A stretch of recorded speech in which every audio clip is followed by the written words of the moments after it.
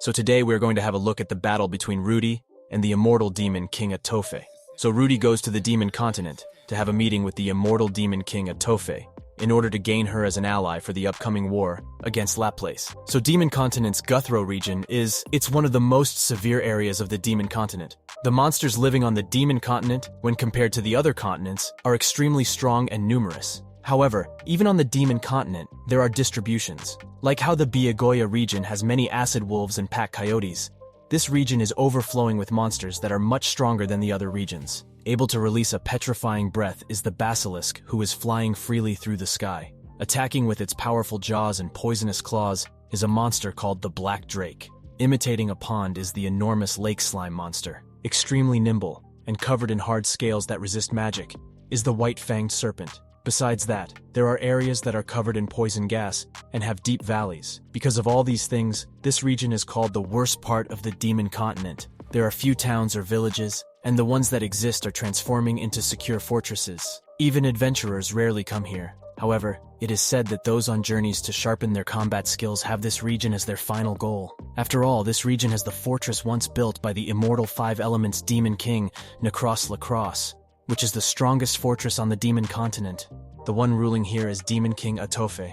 400 years ago, she was a powerful warrior for Laplace, who clashed countless times with the party of the armored Dragon King Perugius. The members that are going to meet her are Rudy, Eris, and Roxy. And they also brought alcohol as a gift, because according to Orsted, Atofe seems to be fond of alcohol. When Rudy and his wives reached Atofe's castle, they were stopped by her elite guards, but after some talking and convincing, Rudy and his wives were allowed to enter the castle. Soon they get to meet the immortal demon King Atofe.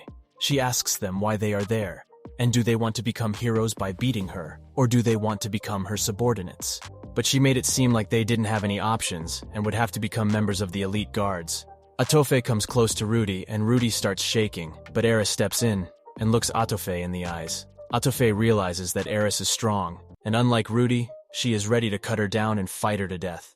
But soon Rudy calms down, and he presents Atofe bottles of a very rare alcohol that he got from Queen Ariel. Atofe quickly changed her attitude and accepted the alcohol, and Rudy knew this would happen because Orsted told him that Atofe loves alcohol. Rudeus then gives her the alcohol that Orsted gave him, and that bottle of alcohol was one of a kind. Atofe got extremely happy, and her entire body was shaking from excitement. That was a type of alcohol that was created by the Dragon Tribe, and Afote drank it during her wedding, and from that day on, she was never able to get her hands on it. But Atofe still wanted to fight Rudeus, and Eris again stepped in and prepared to fight Atofe. But everyone who was present there, including Eris, knew that she does not have any chance of defeating Atofe, because cutting and slashing attacks are basically useless against her, and no matter how much she cuts it off, she will regenerate in an instant. But then everyone's attention shifted from Atofe and Eris to a massive armor that mysteriously appeared behind Eris. It was Rudeus who successfully summoned his MK1 armor, and he was now fully prepared to fight Atofe. Meanwhile, Atofe was also shocked by seeing the magic armor. She thought that this armor was the fighting god's armor, but she also noticed some differences in its appearance. While Atofe was looking at the armor, Eris took it as a chance to attack Atofe. She quickly rushed in and used her sword to slice Atofe's neck, but she wasn't able to completely cut her neck, because the Demon King had already pierced her sword in Eris's right arm, and then she threw Eris away. After Eris, Atofe looks at Rudeus, who was wearing the magic armor, as she prepares to attack him with her sword. Rudeus realized that he is in trouble now, so he quickly prepares his Gatling gun and starts shooting in a straight line. A rain of rock cannonballs poured down, and Atofe's armor was smashed into several small pieces. Then Atofe's shoulder was torn to pieces, and her sword danced in midair. Then Atofe's upper half of the body, which became full of holes, was blown off and separated from her lower half. Then the lower half of her body, now without the upper half, fell silently. This spectacle was bad for the heart, but since she was the immortal demon lord, blood wasn't coming out. But if blood had spurted out, Rudeus might have probably felt sick. Soon all the elite guards of Atofe around Rudeus start analyzing the armor, and they all were surprised at how easily Rudeus was able to beat Atofe. But soon, the scattered pieces of flesh draw near to the large piece of meat, and little by little, those pieces combine and started returning to their former size. So within a few seconds, Atofe was back in her full size. However, as a result of blowing her full of holes, her upper half was naked, and because of it, Rudeus ended up seeing muscles more forged than Eris's, and large breasts, that were not inferior to heiresses as well. Then, after the regeneration finishes, Rudeus asked the now unarmed Atofe, "Do you still want more?" Rudeus expected her to attack violently, but Atofe sat down on the ground with a plunk and crossed her legs. It was clear that she doesn't intend to fight, but she looked at Rudeus while being seemingly annoyed. Rudeus thinks to himself that it's really unexpected, as he certainly thought that she would be rushing towards him like a wild boar while reviving, or at least give the order to her guards and siege him. Atofe sat there silently and motionlessly for a short while, and then asked his general if he remembers this armor from the human-demon war. She then talked about the fighting god armor for some time, and Rudy thinks that the way she was talking feels somewhat intellectual as well, and the Immortal Demon clan probably enters a wise man state after regenerating once. She asks Rudy if he built that armor, and Rudy replies yes. She then says, "I see you're strong, truly strong, and I recognize my defeat. As promised, I will be under your jurisdiction while you continue to live." After that, a party was held at Atofe's fortress. It was a party for the subjugation of the Demon Lord. The organizer was the defeated Demon Lord herself. Imperial Guards were the staff, and the participants were also the Imperial Guards. So even though Atofe was defeated, she was in a really good mood. At the party hall, right in the center of the arena, she was glowing in satisfaction by waging fights against fellow subordinates over there. Looking at how she's shouting "delicious" each time she takes a drink, it seems she was pleased to receive the alcohol Rudy gave her. He gets a really mysterious feeling, as it slightly resembled that of Badigadi around there. Because after all, Badigadi and Atofe were cousins. Rudy talks with General Murai and tells him about his plans. He instructs him to search and kill the Apostle Gisu and Hitogami, and also provide backup when it comes to war. Search for Kishirika-sama, establishment of an intelligence organization. Provide backup during Demon God Laplace's war. So Murai agrees to start working on everything, but he shows concern when it comes to war with Laplace. He reveals that the Demon King Atofe was defeated by Rudy, so Atofe is bound to serve Rudy till his last breath. But when Rudy dies, that will be over, and Laplace is supposed to revive in 80 years.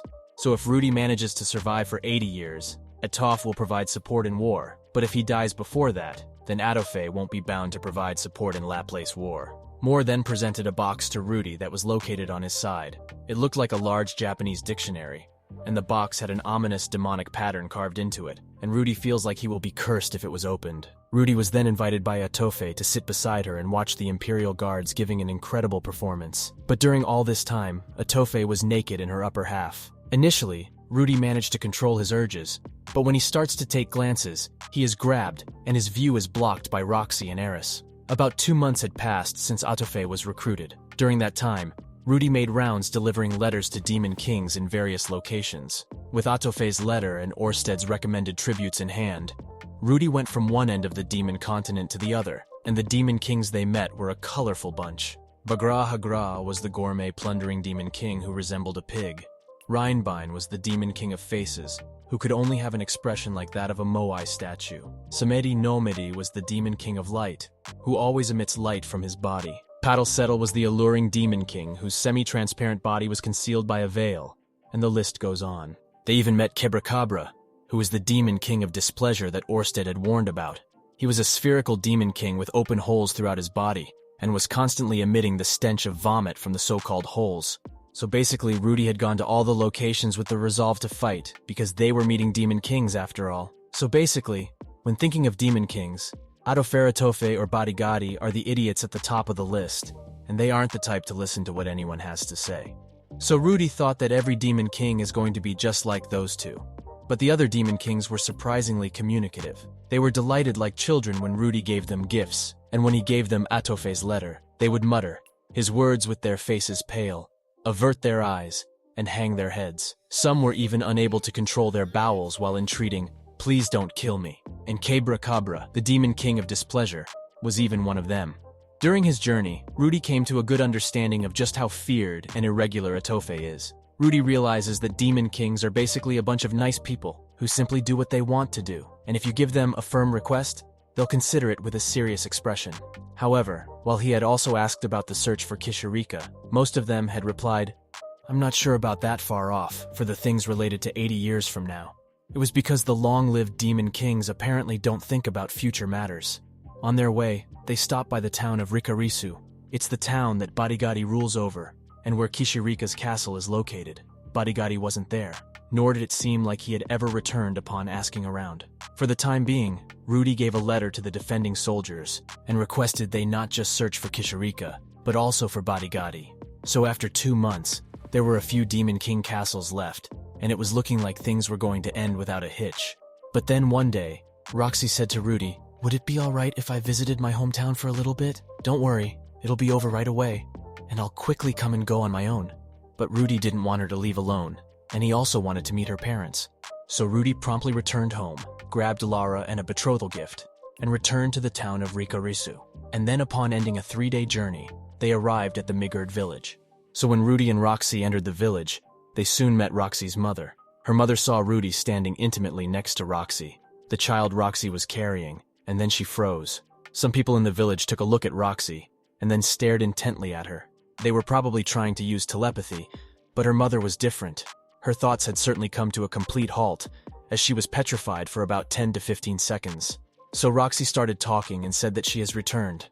Then her mother asked about Rudy, so Roxy revealed that Rudy is her husband and Lara is her child. They then went inside their home and Roxy's mom looked at Rudy, and after a fairly unrestrained examination from head to toe, she suddenly bowed her head and gave her introduction to Rudy. He then realizes that her mother does not recognize him, and does not even remember that they have met before. So he says, "I'm Rudeus Greyrat. We've met once before." Her mother looked confused, so he told her that around 10 years ago, Ryard had brought him here. Hearing Rudyard's name, she put a hand on her chin as if pondering it. Eventually, she let out a small voice, seeming to have something come to mind. She said, "Are you by chance the small human child who was with Rudyard when he was going on his journey?" When Rudy confirms it, she says, "You've certainly gotten bigger, I see. Only a little less than 10 years have gone by, but you are already a splendid adult." Soon, Roxy's father also arrived, and while they were talking, he started talking with Lara, and everyone was surprised because Lara wasn't able to speak and just used to stare at people. But in reality, she didn't used to stare at people. She actually used to try to talk to them by using telepathy. And Rudy and Roxy realized that when Roxy's father told them about Lara, and how talkative she actually is. Later, Rudy and Roxy also discussed this matter, and how this is possible that Lara is able to use telepathy, while Roxy is not able to use it. So Rudy and Roxy then stayed at Roxy's parents' house for a few days, and then soon they left their place and went back. So I really hope that you guys enjoyed this video, and if you actually did, then make sure to subscribe to the channel for more videos like this.